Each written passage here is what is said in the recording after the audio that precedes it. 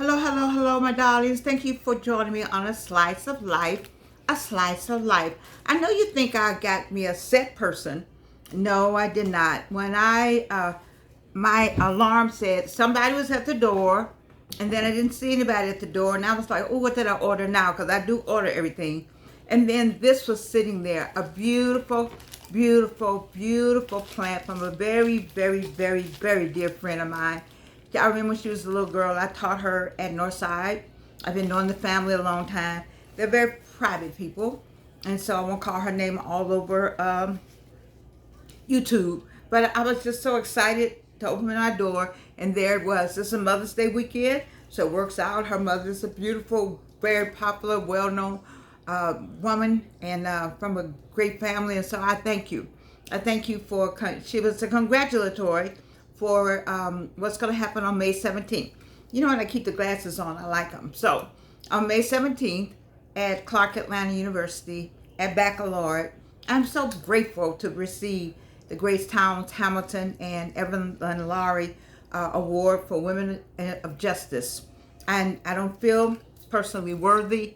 I'm grateful that someone thought enough of me to say, okay, let's get Georgianne. When I marched in October of 1960, along with my classmates, we didn't ask for any notoriety. We didn't tell anybody. Not until we did the movie Foot Soldiers, the class of 1964, that many of you even heard the story. You didn't know anything about the burn on my arm, or I got too much stuff on for you to see right on here, until Netflix, because I never discussed anything, because that's not why we did it. We did it so that you, when you come to Atlanta, you know where you're coming. You're coming somewhere that has history that was fought by young people, history made by Dr. King and Reverend Laurie and SCLC and so many people, Ambassador Young, the late Congressman John Lewis. It's just so many people here. My classmates, we all are celebrating this year our 60th year out of Spelman College. So those who are celebrating their 60th year out of Clark College, which is now Clark Atlanta University, or if you're celebrating your 60th year out of Morehouse or your 60th year out of Morris Brown, all of us march together. I need you to go to the movie, pbs.org, and look for Foot Soldiers, the class of 1964, an award-winning movie that my daughter and I did. Or you can just put in the computer, Foot Soldiers, the class of 1964, and you get the trailer, you get more information, the website.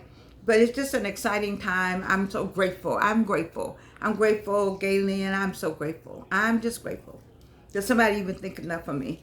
And so what are we all about? You know what we're all about? Super aging. Getting older without getting old. And there are days, though, that I crawl around. There are days I need my cane. There are days that I can't get out of bed right away. But as soon as I can get out of bed, I think about what Myron Golden said. He said, you open your eyes, but you can't make yourself see. Is that it? You see, but you can't make yourself see. These are all God things. I'm talking, my mouth is moving. But I can't make myself, this is all God. All God did all this. So I have to give him honor and praise every day for super aging, getting older without getting old. And so I want to show you this blouse, though. Isn't this fabulous? I love fabulous. With all these big sleeves, just fabulous. And so today I was going to talk about something else, but God just, I went to the dentist today. So let's go to the dentist story. We have a plan. Yay! Dr. Terry Simmons, that's my dentist. Dr. Terry Simmons over in East Point. We have a plan. And the plan is going to be executed. Now, I need a GoFundMe page for the plan. I need you all to buy some glasses. I'm going to need some financial help for the page, but it's okay because we're for the plan. Because he says, I want you to be able to smile again. This is the Georgianne that I know, but I don't know this Georgianne over here with no teeth. I don't know her. And it's hard for me. It stays up here. I think about all the cancer. Whew. Anyway, I like this right here. The people that do that, okay, now, because it's not over my head, I think that looks better. But let me just say this, and I'm grateful. I'm so grateful. But let me say this. I have a plan. I can get teeth. I just ask God to just work it out for me. You know, I'm not, you don't have to send me the money because you don't know how to send it anyway. I don't have the 1,000 people. I was trying to sell something. I have Patreon, but I don't have it set up right. Ooh. It's okay. I have 2 more students' grades got to go in. I don't know when the grades are due. I hope it's not today at 5 o'clock because I've already passed whatever it is. I'm sure Susan Gibson is looking for me, but I got 2 students. And I've given them the opportunity to get the work in. I got 2, you know, two black men. I'm not going to do that. It could be 2 black women. I'm just not going to do that. And so if I'm going to be the one to hold up the grades, I'm going to hold up the grades. I got one working with Dr. Daniel Black. I do. We can't lose our kids. We can't lose them. This is a new day out here. I have a song like that too. You know I sing and I have an album. Okay, but I'm digressing. We can't lose our students. We can't lose our students. We can't lose our HBCU students. We can't lose our black males, black females. Whatever they, them, all that, we can't lose them. You see? You got to talk to a student and find out what's going on. Now, we know people lie. I got that. But I've been teaching 20 years. 20. It's hard to lie with somebody. I've been teaching 20 years. I've been teaching 20 years. 20 years. Remember, I taught in public schools, too. I taught at Atlanta Metro. I taught in D.C. public schools. Yeah. It's hard to lie to me, you know, and I don't get it. Now, I know it's AI is the biggest lie. But I love AI. I just don't want them to use it. All right. So where am I going? What happened today? I'm talking about what happened with Georgianne today. We got the dentist, Dr. Terry Simmons. See? He put that one back. But he said, I'm going to get you some teeth so you can smile. So I won't be able to smile for my 60th anniversary. I won't be able to smile for my award. But you know, I was going to go without this little extra he stuck up there today. You know me. I've been talking to you all this time without it. But I'm going to need a fund. So we're going to pray. What does Myron say? He says, make an offer. So I did some offers. Nobody's taken my offers yet. You can buy anything you want in the world, anytime you want it, if you got the right offer out there. You don't have to have a paycheck. It's an offer. I like that, Myron Golden. So I have an offer. All these back here for sale. What's the problem? Me. I don't have a way you can get them.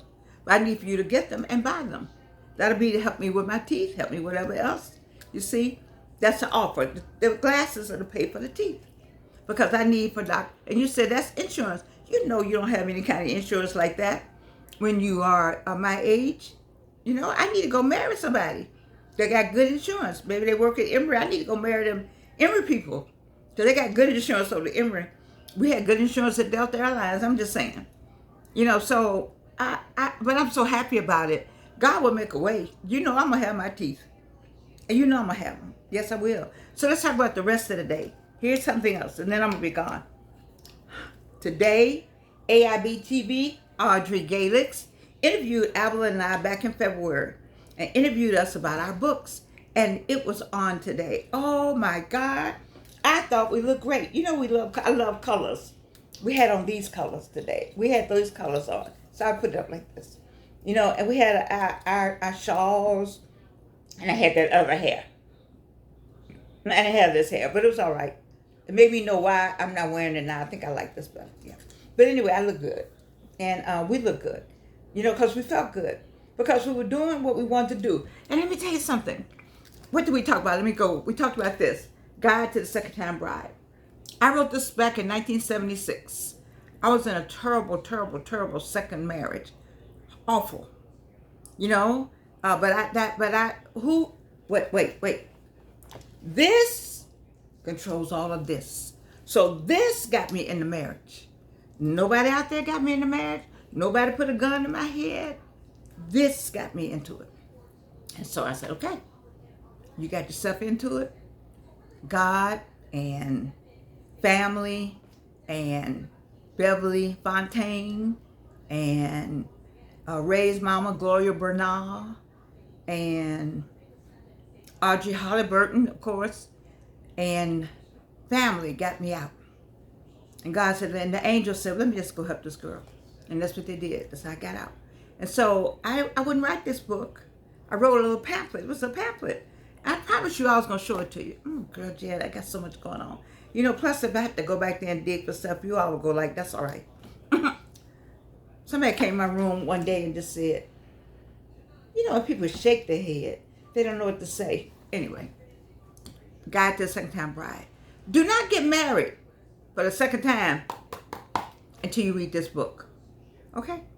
All right. And she interviewed my daughter. Bam. It was so good to see us both up there with our books. It was mother-daughter. Mother-daughter movie, award-winning, PBS.org. All the accolades we could get, all the places we could go. God has been so good to us. And then she interviewed my daughter about her book. She put her life story in here. When we're not afraid to say we don't have any money. I told y'all this is my pawn shop. Didn't I tell you? Mm-hmm. I bought it at the pawn shop so I can always take it back. Anyway, this right here, Evelyn's book. Look it up. It's on Amazon. I think I'm still on Amazon. I think, you see, Myron got a good, Myron, let me tell you something. I was not thinking about this book. He has a book that he wrote many years ago that's still bringing him money. He's like, you got the biggest thing you can do for yourself is to do something in communication. I have greeting cards. So I got greeting cards communication. YouTube communication. Need 1,000 people so I can sell this stuff. Book communication. What? Now, why do I need to have a GoFundMe for my teeth? I got everything you need because I don't have the marketing yet. But I'm working on it. God got all of this, you see. And so I want to encourage people. So what's the last thing? Okay. Okay, let me tell you the last thing. Watching Tamron today. Oh my goodness. Tamron and I, we're on the same page. One day she'll have me on. One day I'm going to be on Good Morning America singing my songs from my album that I released when I was 80. Yes. On Amazon Music. Anyway, she had people on 29 or 27 and 30 something talking about they were tired. Baby. They tired in the 20s and the 30s. What? I said tired. They just frustrated. They just exhausted. They can hardly make it to work. They can hardly do anything. I was like, oh my goodness. Oh my goodness. What in the world is that? You all know how you can touch us. What they say, you can hit you in the butt. Can hit you in the butt with an apple. I never knew what that meant. But you say it. But anyway, we were, in our 20s and our 30s, we were popping. But these young people now, they got other things. They got other stuff. They got other stuff. So we didn't have that drug thing. We didn't have that drug thing. We didn't have that. We had alcohol now. Oh, what was the name of some of them liquors that we used to have, y'all used to have in the dorms? Somebody who liked Crown Royal over ice cream. Okay. So, rum and coke, that was one of them. Oh my God. We thought we were so grown if we had rum and coke. But anyway, I'm just saying that they are exhausted already. I don't know what this hair gets in my way every time I get on the show. I don't know what to tell them, but to say to them, you got to make it to 81 and look this good, all right? How you going to do that if you're tired at 20-something?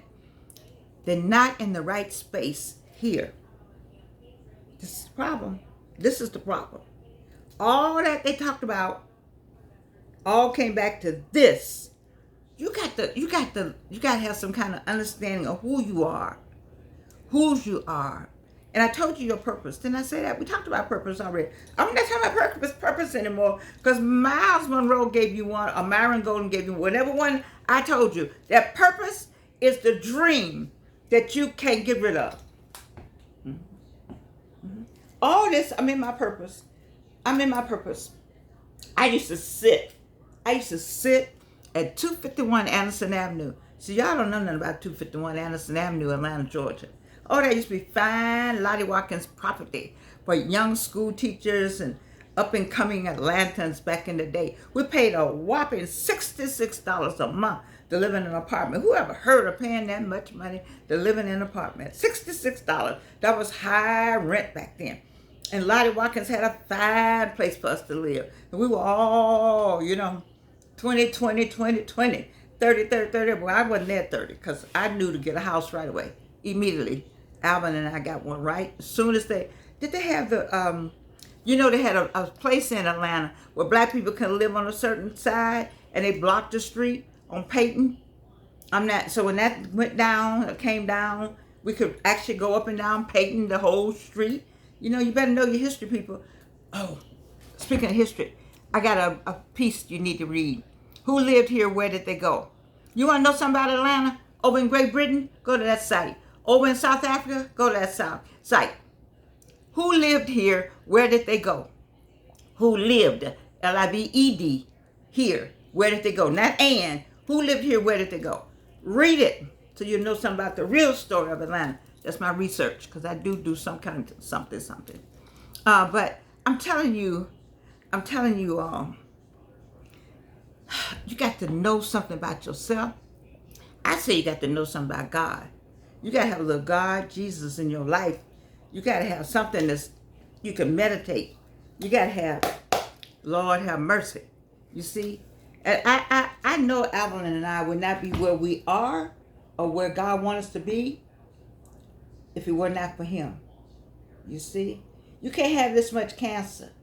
You can't have this much cancer. See, you all don't know how I feel.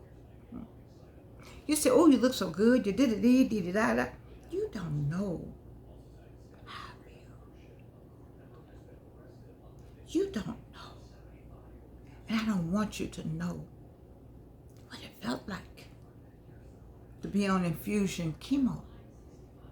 Ask somebody. Infusion chemotherapy. Ask somebody. I brought it home every day. And I couldn't finish it. I was dying. I can only take 7 of the 12 required. This is what I want for you. A well-lived life. That's why I do this show. That's why I do what I do. The way I do it. You can say what you want about me. I don't care.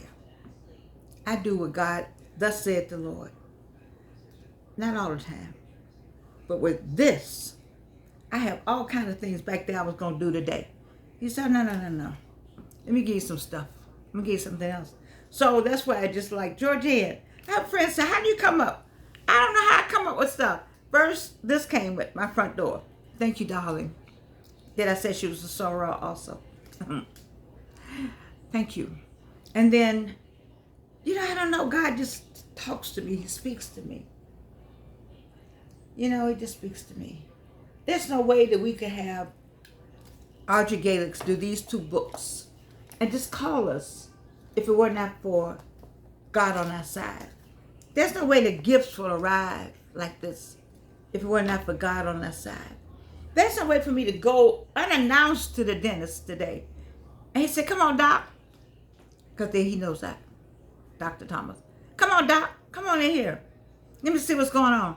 I said, well, if I just had one little tooth right here, it wouldn't be so bad, but I didn't come for that.